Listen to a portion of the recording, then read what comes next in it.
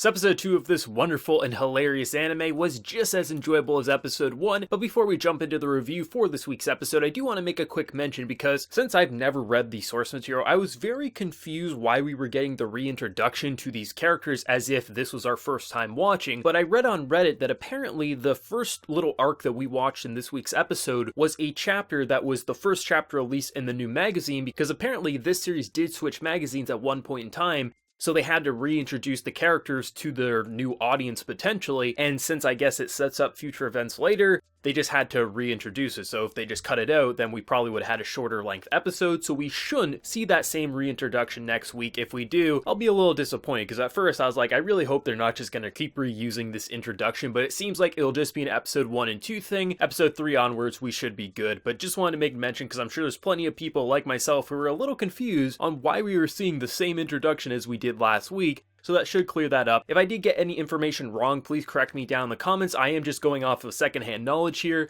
but hopefully that clears some things up. But I have to say, the comedy in this week's episode, once again, for the first 2 story arcs, I wasn't laughing out loud, but I was having a smile on my face and I was entertained. But the final little story in this week's episode had me busting out laughing. Having a guy give dating advice when he has no experience himself, but people will naturally think he's the hotshot, he's going out with the vice president, he has to be getting all the ladies. Watching Miyuki give dating advice was more entertaining than I could possibly think. What makes it so great is these little stories that we get. We get 3 stories an episode. Watching these 2 geniuses who are kind of stupid with their own feelings, being a little too proud, not wanting to give in to say I love you first. Watching these characters find ways to go through loopholes, jump around, so they don't have to basically play into the other's hand. Just watching these scenes that are pretty normal high school scenes, but just elevated to the most anime design standards, is so damn entertaining. And watching this poor guy who I thought was going to be the laughingstock of the school at the end, because a man who is probably just going off of what he read in books, seen in romance movies, is just bluffing to the ultimate degree, while Kaguya is listening in on the background, hoping to get some dirt on how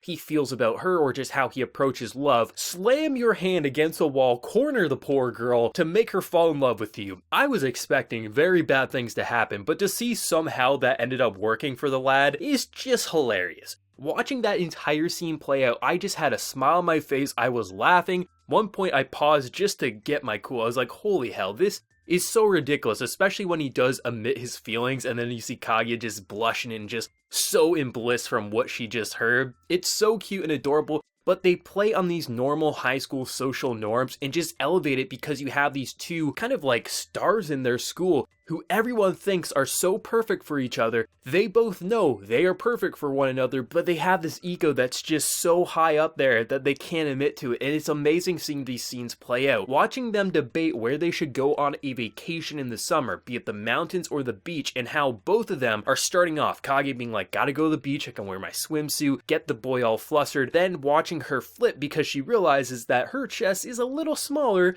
than someone else in the student council. Just very, very entertaining to watch these normal thoughts, because that's a general thought many girls would have if they did, like, oh shit, I don't want to go to the beach because he probably likes bigger chested women. And then watching this poor guy think, oh yeah, I'm going to have her wooed because I'll talk about the stars, and oh no, there's insects, don't want to go there, but I can't go to the beach because I can't swim. It's just entertaining how either they will lose because one of them will outsmart the other, or because of a third party, they just both kind of end up in a draw. It's awesome to see these situations play out, and I have to say, starting the episode off with literally a game of, I'm going to try to get her to ask me for my number because she's going to want to see my line profile picture because it's me as a kid, to just her faking tears. Like, I love how they just take the most simplistic of ideas, but because they use all these interesting filters, all these interesting techniques to change the character models, be it with just different lighting, different color usage, or just shifting the art style completely, it makes these scenes so entertaining at a visual level, but while you apply their amazing voice acting, the godly soundtrack, like the soundtrack is very loud and in your face. For the most part, you're always hearing the music very crystal clear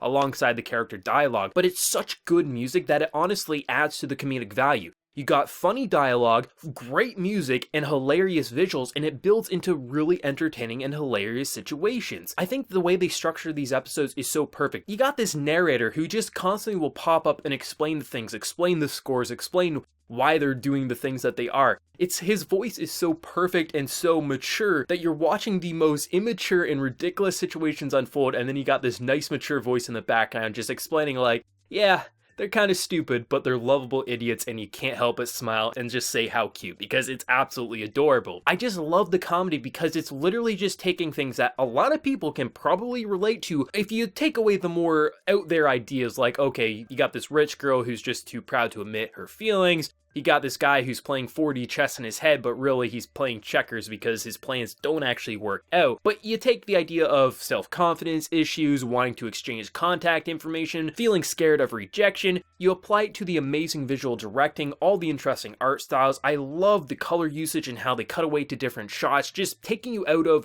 whatever normal and mundane scene you were just looking at and making it so visually interesting and compelling, and you just laugh at the visuals and then you hear how they're reacting, either thoughts inside their head or just how they're speaking out loud. The music, it's just so damn entertaining, and this is how you do a comedy anime successfully, by taking things that are naturally going to make the average viewer laugh because you're just like, oh yeah, I had similar thoughts when I was in school, or I've seen this firsthand, but then you just add all these anime layers to it, and it takes a very normal and pretty like socially awkward situation and makes it hilarious that everyone can laugh alongside it, even if you do personally relate and be like, man, that's how I felt in high school, things like that. I love it. It is so entertaining. The voice actors are killing it. Kaguya has to be the best voice actor in the show right now, but Miyuki is no exception. Like, he's also great, but it's just the voice acting, how into their performance you truly believe these are two high school kids who are this determined to outplay the other. It doesn't feel like someone reading a script. It feels like these are two high school kids who are actually believing the bullshit in their head, and that's why it's so damn entertaining. Visual directing didn't let up. At first, when the first little story was unfolding, I was like, okay, maybe this is going to be a